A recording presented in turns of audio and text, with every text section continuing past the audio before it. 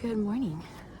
So I decided if I was going to slack back today to push further than Lance Creek. So I'm trying to do the whole stretch all the way to Neels Gap, about 11 miles, including Blood Mountain.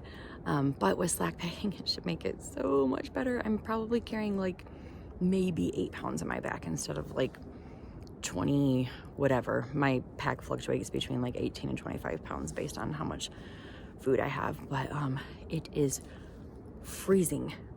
This Michigan girl is freezing. Like, that's the tricky thing too about slack packing. And I didn't do, like yesterday I just had my fanny pack because it was like 3.5 miles. Today, obviously making a longer stretch and a more difficult stretch, I have my backpack with food and all kinds of things. So glad I decided to throw gloves in there and decided to throw my rain jacket in there. It's cold. I just dug my pack out to see if I had hot hands and I don't. So that's the disadvantage of slack packing, is you don't have everything, but I'm gonna keep moving and hope I get warmed up. I heard that it was supposed to snow last night in the mountains, which also contributed to my decision. When I got out of the parking lot at Woody Gap, it was the temperature, actual temp was 30 something, but feels like it was 26 or 28. Wind gusts were 30 miles an hour. I was like, it has let up. With the elevation, it's not as windy, so much better. Sun's trying to peek through. It's gonna be okay. But yeah, seeing the little bit of snow on the ground is like, yeah, it's cold. Here comes the sun. Doo doo doo.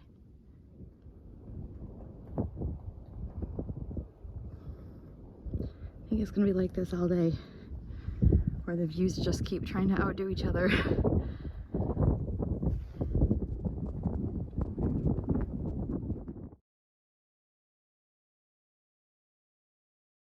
I had just kind of picked up my pace and wow, didn't expect for there to be, I mean, obviously, yeah, there's been little snow patches along the way, but that's okay. Living in Michigan these past 2 winters has made me prepared for this. I don't have my cleats or anything, but I won't need them. It's obviously just little patches of ice, but I'm very used to looking for it and avoiding it. That is really cool. I don't know if it's just this grass iced over or if it's just some unique kind of ice. Really cool. That is so cool.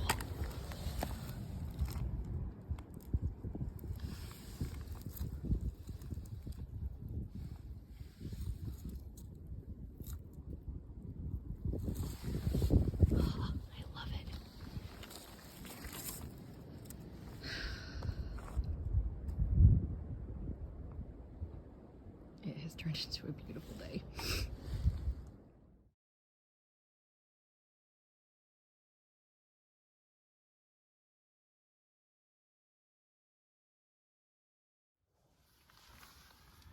You'd think at this point I'd just hike past it, because probably all of you are thinking, it looks the same as the last one.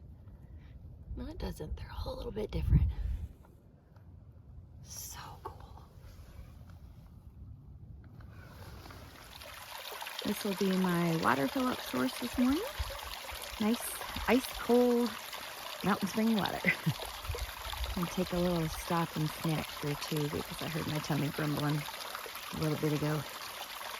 And for the record, I have not stopped at every single one of those awesome little ice thingy-majiggy things that I've seen.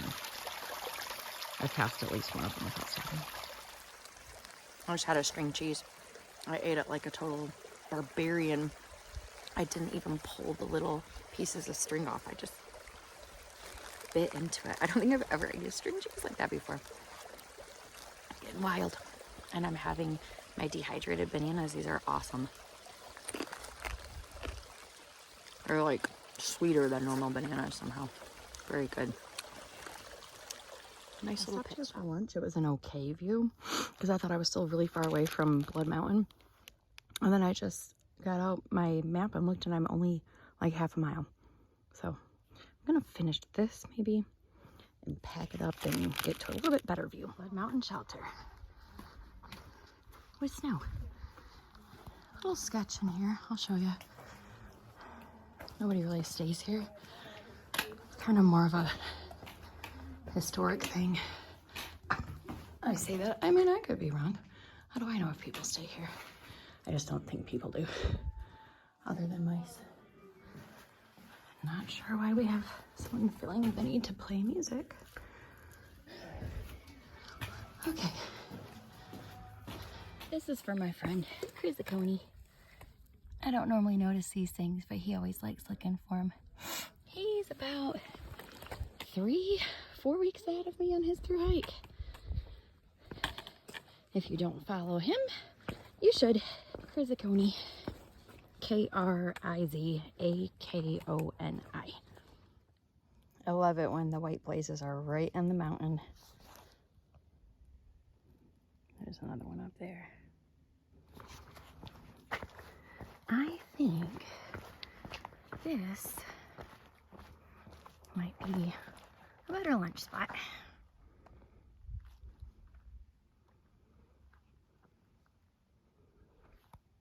Gosh, it looks way different than the last time I was here. With all the leaves off. Huh. Totally different. I took a picture right here. Doesn't even look the same. Yeah, I think this is a better lunch spot than my second class restaurant I originally picked out. Glad I canceled those reservations. Also glad I had an appetizer of a Bobo's to give me the energy to get up that last little steep incline to get up here. Blood Mountain. Highest elevation on the Appalachian Trail in Georgia. It's 4,398 feet.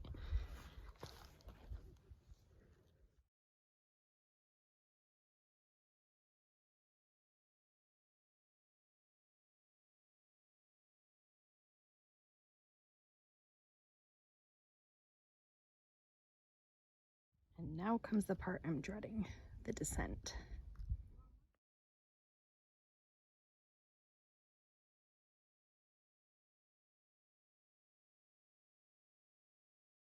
It turns into rock climbing a little bit on the descent of Blood Mountain, but one thing I'm doing for, like, I just came down that, is I am extending my trekking poles, like, obnoxiously. Like, I am not messing around today. I believe that even if people are unkind to you, that you should be kind to them. And so, even though my knee has been really kind of a jerk to me, I am going to be kind to it today. Maybe it'll come around. It's been treating me pretty good so far. But yeah, extending the trekking poles big time is a good tip. That little descent was not nice.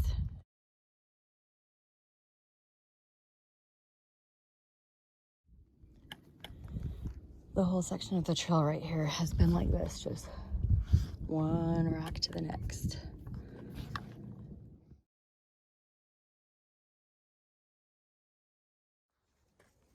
I hear cars. I know I'm getting close to Neels Gap. I refuse to get out far out and check. I just keep telling myself it's probably a mile, but it's probably less. No siree, Mr. Quitter Tree. Not getting my shoes. Not today. Made it to Mountain Crossing at Neels Gap. Neels Gap. It's like people saying Walmart's when it's Walmart. Sorry. And this is the only place on the entire Appalachian Trail that the actual trail, this is part of the trail right here, goes through a building. Pretty cool. Last time I did this, we camped up there somewhere, but Mom and Dad will be, see, there's a white blaze, isn't that cool? Mom and Dad will be coming to get me. I'm staying in the cabin again tonight. I think that really did wonders for my knees to slack pack today. Might go in the store and see if I can spend a crap load of money on lightening my back.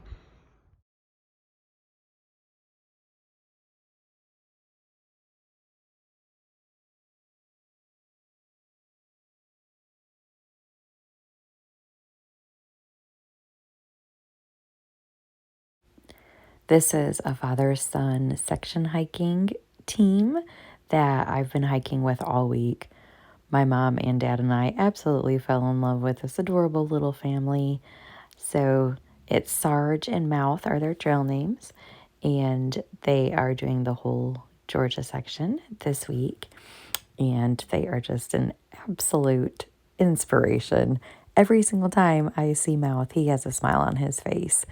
It really makes me think about people complaining about kids these days, or, oh, my kid's always bored, or they're always in a bad mood. Well, you know what? Take them out and have them hike the Appalachian Trail for a week.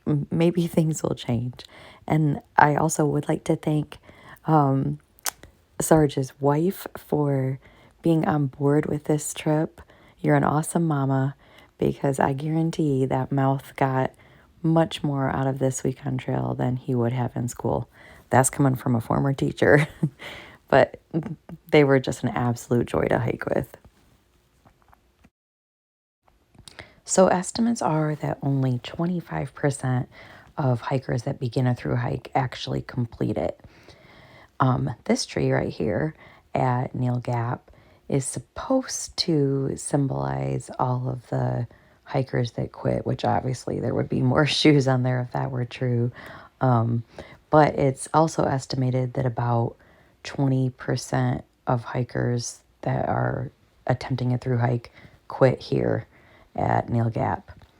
I've also heard that that tree is actually for hikers who have completed their hike, and realistically it's probably for hikers who are just getting new shoes. But it's a fun little tree nevertheless.